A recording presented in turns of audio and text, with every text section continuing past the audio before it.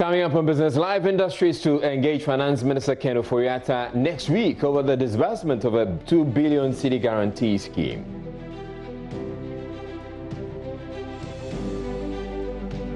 Trade Union Congress petitions President to snitch lump sum payment ahead. We will be speaking with a rep from the union to understand their concerns. And Ghana Mine Workers Union urges government to ensure implementation of an unemployment insurance scheme is for the long haul and not a political gimmick. I'm Israelite. Details after this break. All right, so before we get on with the rest of our stories, a quick correction on the test that's going to be conducted at the airport for arriving passengers. The COVID-19 test to be conducted is rather the antigen test. The antigen test is not so accurate, or not as accurate as a PCR test. The PCR test cannot be conducted within 24 hours. It is the antigen test which will be available between 12 and 15 minutes. Now moving on, industries are set to engage Finance Minister Ken Ofori-Atta next week over the disbursement of a 2 billion cedis guarantee scheme. The scheme targeted at big firms hit by COVID-19 was announced by the minister in the mid-year review. But weeks after this announcement, most of these big firms are yet to benefit amidst fears their woes will deepen as the pandemic continues.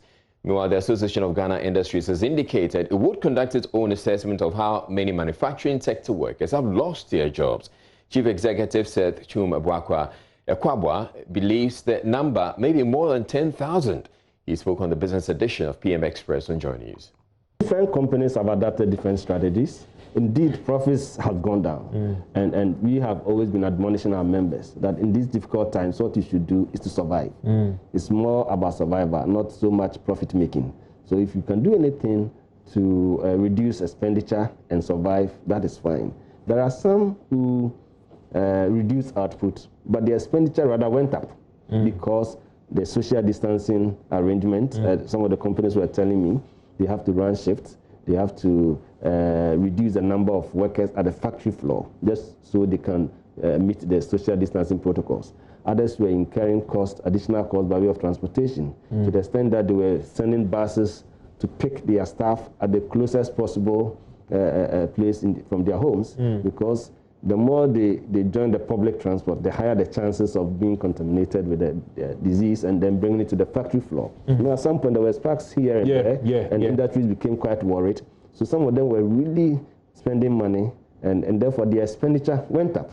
Meanwhile, out of monetary grants and all, and the fact that you needed to keep industries running regardless of the situation, you needed to keep your key staff. So whether they are producing or not, you have to pay them. So that was a big issue. What some did was that they were able to negotiate with the workers. Some reduced, the salaries a little bit in order to keep afloat. Others also downsized a little bit. But generally speaking, most of them tried as much as possible to keep the industry surviving so that bouncing back will not be too much of a difficulty. You talked about surviving a little bit as in downsizing a little bit. I doubt if it's a little bit. Obviously, most of your members had to let their workers go home, and it's a fact. I wouldn't say most of them, but significant adjustments were made. Significant These were layoffs. Layoffs, you see, I've been cautious here because layoffs has a lot of semantics. Semantics. As I said, if you have key staff that you don't want to lose, in situations like this, you would even borrow to make sure that you keep certain key staff working for you. Because when they leave, when you lay them off, the chance of getting them back may be difficult. Maybe they go elsewhere unless they don't get any other job. So you want to keep certain key staff that you really need.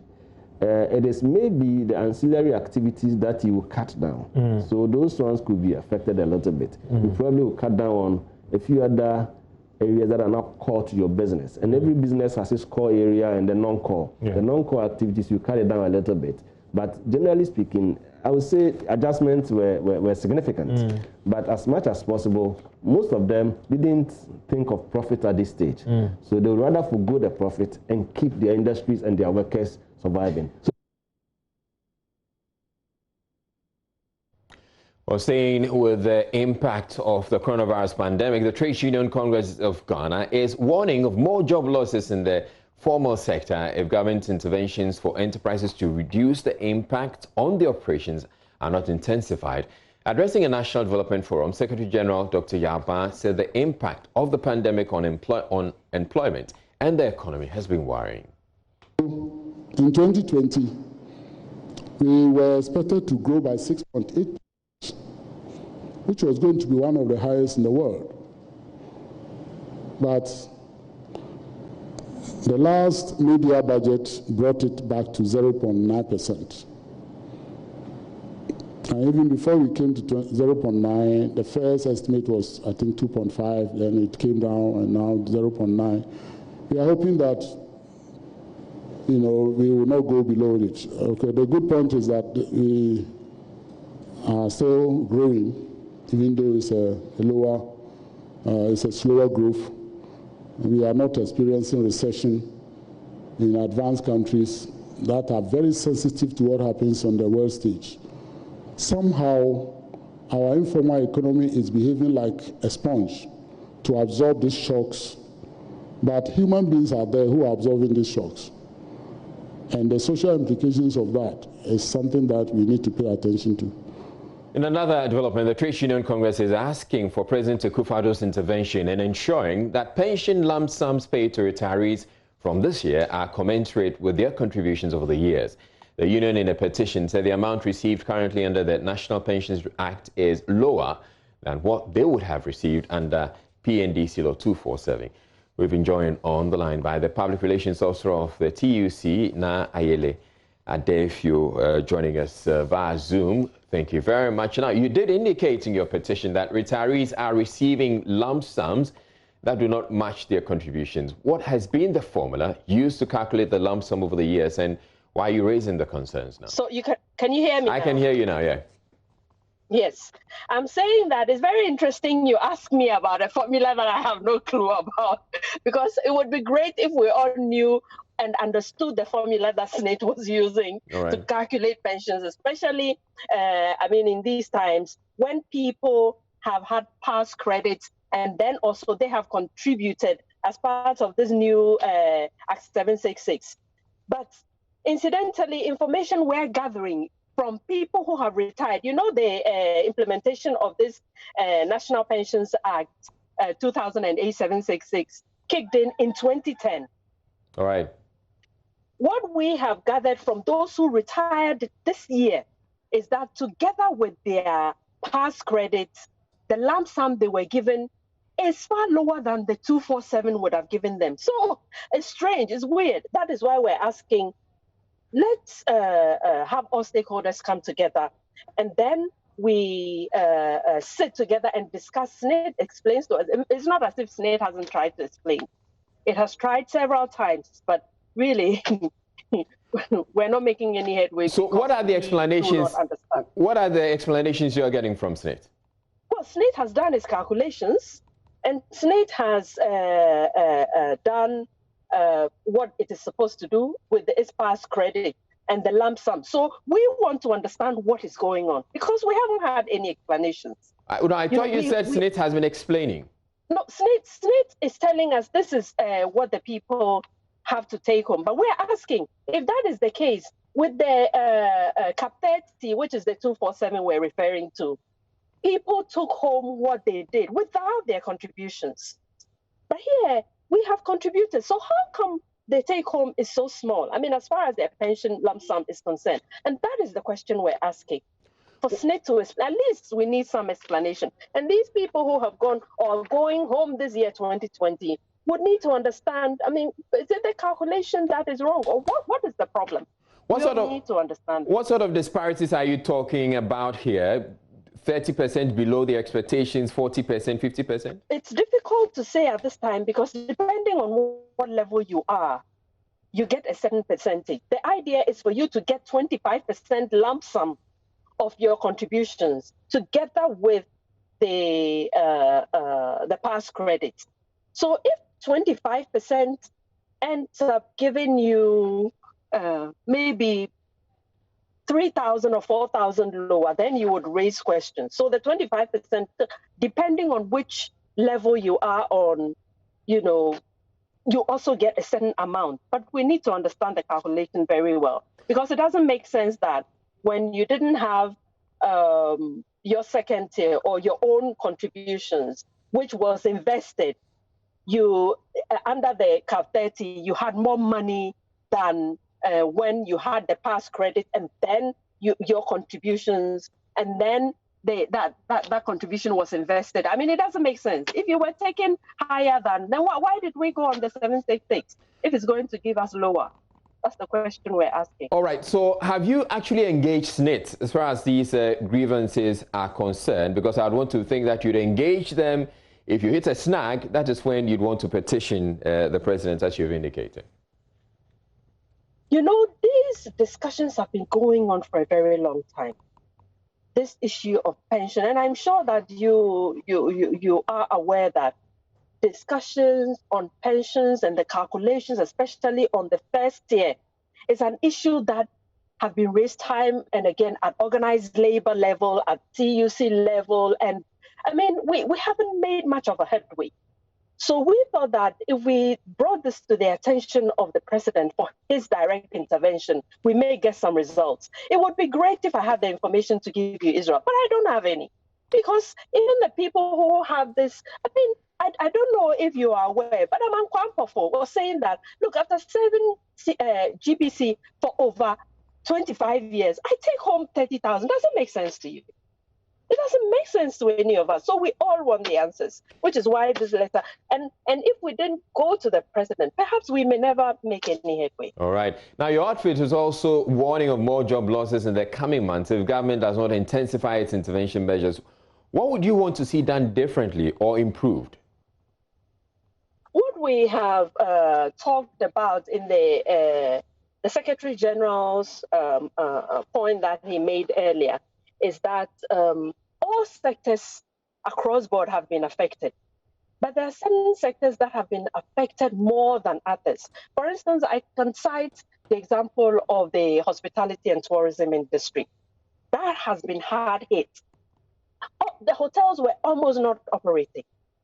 In recent times, 1 or 2 have started business, but it's like, you know, too few and far between. You know, so what we're asking is, government has given certain amounts to cushion businesses. You know, so we're saying that it would be great if we could look across board. Because, for instance, yesterday I was talking to one of the general secretaries of the organizing in the construction industry. And these supports that have come, I can't remember immediately what the tag that has been given to it. But then these support would have to go across board so that everybody gets the benefit from this. But then we understand that, fine, you're giving certain small businesses, medium-scale businesses, you know, but then if we could also look at businesses that employ more, perhaps then we could have that kind of, and for me, I don't know if the hotels, for example, have been supported as far as these measures that have been put in place by government, go. And then finally, what has been the support of TUC itself to employees and employers in this COVID-19 era? Because if government may come in at some point, but the TUC has been supposed to be there for the people.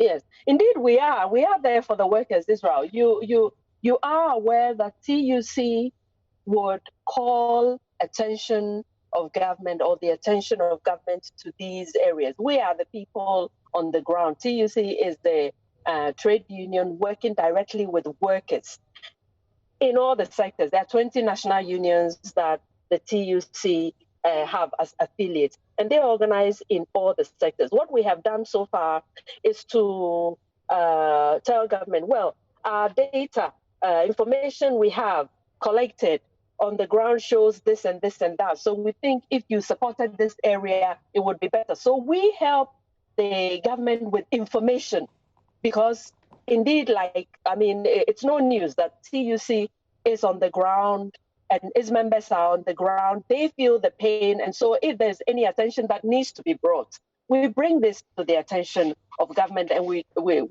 suggest or propose that if these measures were taken, we think it would help and all that. I mean, you may know that recently government, in fact, when the finance minister was presenting his budget to parliament, he talked about training and retraining, and also pointed out the fact that government wants to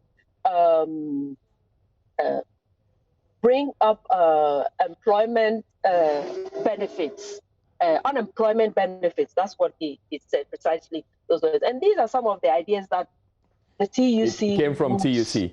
But it is not the case that TUC is offering any helping hand to any worker that's lost their job or anything. You can't chip in anything at all. We don't have the money to do that.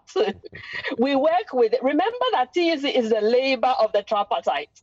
We work with employers. We work with government as the tripartite. You know, and the money is with employers, Israel. The money is with the employers and with government, because government as an employer in this case. All right. Yes. Thank you. TUC can bring, so we gather the information. We think if you look here, it would help all of us. So that's what we do, and that's what we're good at doing. All right. Thank you very much. Nayeli Adefiu is a public relations officer of the TUC. Elsewhere, the Ghana Mine Workers Union is urging government to ensure that implementation of the unemployment insurance scheme is for the long haul. Government, in the midst of the COVID-19 pandemic, hinted of plans to create the scheme to protect employees whose jobs have been affected. General Secretary Abdul Mumin Bana says government should refrain from leveraging the scheme to woo the public ahead of the general elections. As a trade union, we are certainly not opposed to interventions of this nature. We believe that we must always plan for a rainy day, and that is the essence of unemployment insurance schemes. And so the commitment from the Ghana Mine Workers Union, and by extension, TUC and organized labor, is not in doubt, and we are committed to working with government to ensure this is done. However, we are concerned about the growing penchant for pursuing policies that are not well expressed within a broader agenda or national agenda.